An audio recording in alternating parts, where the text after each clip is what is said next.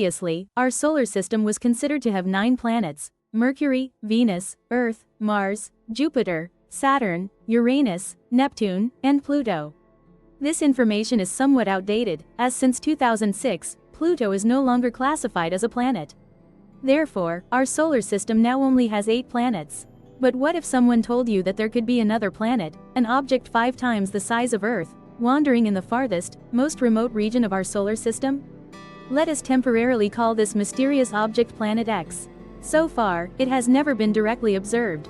But the reason some scientists predict its existence with up to 99.6% confidence, while others argue it is simply clouds of dust.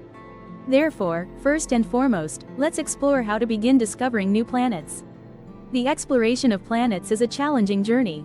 Do you know why? Take a look at this picture. Can you spot any planets in it? In this image, Mars is almost indistinguishable from the surrounding stars. They are simply stars twinkling in the night sky. The first challenge for any astronomer mapping the sky is determining which object is a planet hiding among countless shimmering stars. Therefore, it is astonishing that humanity's first astronomers were able to detect planets over 4,000 years ago using nothing but their naked eyes. By meticulously observing the night sky each evening and creating detailed, complex star charts, Babylonian astronomers were able to chart the motion of celestial bodies and determine which ones orbited our sun and which ones remained stationary. The stars, being very distant, barely move at all, which is completely different from the much closer planets. This is a perfectly reasonable way to observe them. This observation method identified the first 6 planets in the solar system, from Mercury to Saturn. However, it proved less effective in detecting planets that were farther away. The farther away a planet is, the harder it is to detect with the naked eye. The next planet, Uranus, is located at such a great distance that we cannot see it. Therefore, its discovery had to wait until humanity invented the telescope in the early 17th century. Even with this tool, it wasn't until 1781 that Uranus was officially discovered, and it happened entirely by accident. Astronomer Curiam Herschel was using his homemade 6.2-inch telescope to search for comets in his garden in England one evening. He only discovered Uranus by chance. Initially, Herschel thought it was a comet, but after some time, based on characteristics such as its lack of a tail, he and other scientists realized it must be a planet. They named the planet Uranus, after a god in Greek mythology. Once the orbit of Uranus was determined, astronomers realized it had actually been observed many times before. In star maps dating back to 128 BC, there are already records of it. Although all these documents affirm that it is a star, not a planet. A sufficiently powerful telescope is needed to magnify the image of Uranus in order to recognize its distinctive features and officially identify it as a planet. An even more astonishing method was humanity's discovery of the final planet, Neptune, not just with a telescope, but through mathematical calculations. After several decades of observing and mapping the orbit of Uranus, a man named Alexis Bouvard published an astronomical record detailing the planet's orbit based on his Newtonian physics calculations. However, a problem arose. When observing Uranus, astronomers noticed that it was not moving along the exact orbit that Bolivar had previously calculated. It took them a while to figure out why this happened. Perhaps they made some errors in the observation process, or it's also possible that the physical laws we knew at the time were no longer accurate. It was not until 1845 that a French astronomer named Urbain Le Verrier analyzed the data and found the correct answer. There must be some planet affecting Uranus. Its orbit is being perturbed by a mysterious gravitational force. This disturbance could be entirely and accurately predicted through mathematical calculations, if the cause were the gravitational pull from another planet, which slightly alters its orbit. Le Verrier's calculations were so detailed that they even pointed astronomers to the precise location of this hypothetical planet for everything to fall perfectly into place. Astronomers John Couch Adams and Urbain Le Verrier looked into it, and indeed, through calculations similar to how Le Verrier had discovered Neptune, they believed they would also find another planet beyond Uranus. It turns out that Neptune was not an entirely new discovery. Once its position and orbit were determined, astronomers could review prior observational records and find additional documentation of the planet. Although it could not be observed with the naked eye, Galileo still made efforts to detect it using a telescope in 1612. He even recorded the phenomenon a second time and noted that it had moved in an odd manner between the two observations, though he himself clearly did not pay much attention to this discrepancy. Finally, Galileo and his contemporaries believed the object they observed was merely an ordinary star. Only Gale knew that what he was observing was in fact a planet, and thanks to this, he was credited as the discoverer of Neptune. This discovery holds immense significance, as it marks the first time a planet in our solar system was located through mathematical calculations rather than direct observation.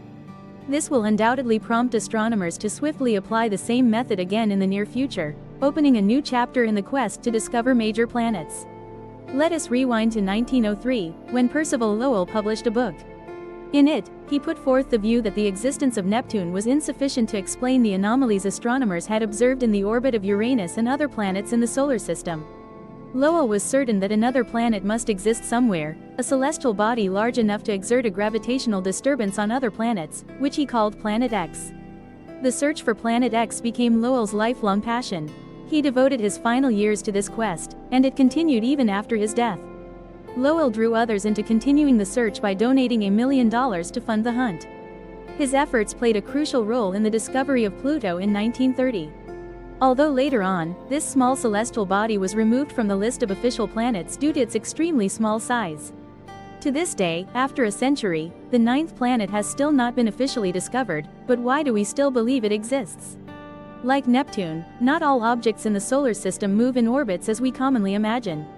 This was emphasized by astronomers Mike Brown and Konstantin Batygin in 2016 while they were studying objects in the Kuiper Belt. The Kuiper Belt is a region of space beyond Neptune, extending from approximately 30 to 55 astronomical units from the Sun. Brown and Batygin noted that among these, 14 unusual objects clustered at a specific point in their solar orbit. They believe this is evidence that some force brought them closer together, pulled them in, and pushed them into the orbit we currently observe. Brown and Batygin have continued to defend this theory to this very day, relentlessly searching for the planet they are certain must exist. According to the research team, this planet exists with a confidence level of up to 99.6%. If this discovery is accurate, it must be a very large planet, with a mass at least 5 times that of Earth. This planet would most likely orbit its Sun at a distance of 300 to 520 astronomical units. For comparison, this is an extraordinarily vast distance. Neptune orbits the Sun at a distance 30 times greater than that between the Sun and Earth. This means it takes a staggering 165 years to complete a single orbit. This dwarf planet is believed to take approximately 10,000 years to complete a single orbit. From its surface, the Sun would appear only as bright as the Moon, making this a frigid and dark land even in the middle of the day. There is still some debate about whether this dwarf planet formed within our solar system or was pulled in by the gravitational force of a passing star. Or perhaps it's a rogue planet, merely drifting through space. However, not all astronomers believe this planet exists. In 2020, 2 astronomical surveys studying objects in the Kuiper Belt, the Outer Solar System Origins Survey and the Dark Energy Survey, were conducted. Among these, they identified over 1,000 objects in this region of space but observed no unusual perturbations in their orbits. This led astronomers to introduce additional factors to explain the observations of Brown and Batygin. Perhaps grouping these 14 objects together is merely an observational bias, but regardless, this object remains very difficult to detect. It's possible that their group appears that way due to a lack of data. There is also the possibility that the concentration is real, but stems from other causes. For instance, the phenomenon of gravitational lensing when the Milky Way passed through that region during the early history of the galaxy. The most urgent task is to pose the right question: if that planet truly exists, why haven't we been able to see it yet? Thanks to modern computers and advanced telescopes, humans can now easily survey areas once thought unlikely to harbor life. Scientists have captured incredibly detailed images of vast galactic bands in the night sky. And although Leverriers' calculations led to the discovery of Hive Antin in just 1 hour, the same result was not replicated with Brown and Batygin. They reviewed the available astronomical data and examined more than half of the possible locations where this planet could exist. Nothing was found at those locations. However, this is still not enough to completely rule out the possibility of the planet's existence. There are still a few explanations for why this planet remains so elusive. The reason may be that its orbital cycle lasts up to 10,000 years. Perhaps this planet is simply hiding in a peculiar orbital segment that makes it extremely difficult to detect. For example, when it lies near a brighter star cluster that obscures it, or when it is at its aphelion. The farthest point in the planet's orbit from the Sun is where it is too faint to be observed, or it is also possible that we have already detected it. Much like the cases of Uranus and Neptune, it is highly probable that a photograph of this planet had already been taken earlier but was mistaken for and identified as a star. With the vast number of stars to monitor and this planet's orbital period of up to 10,000 years, it is entirely understandable if it takes several years to realize that a star is no longer in the same position where we once saw and photographed it in a previous observation. The search is currently being conducted using at least two methods. Researchers hunting for Planet 9 have enlisted the help of the Subaru telescope, an instrument powerful enough to scan even the most remote regions of the planet's hypothetical orbit. In the next 5 years or so, if that thing really is out there, we could very well detect it.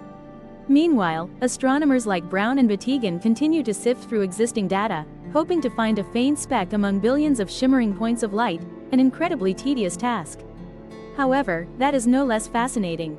It is precisely through the final discoveries of planets that amateur astronomers have made significant contributions to the search for planets within our own solar system. Whether they realized it or not, both Uranus and Neptune were discovered quite fortuitously, by people who merely happened to point their telescopes at the night sky.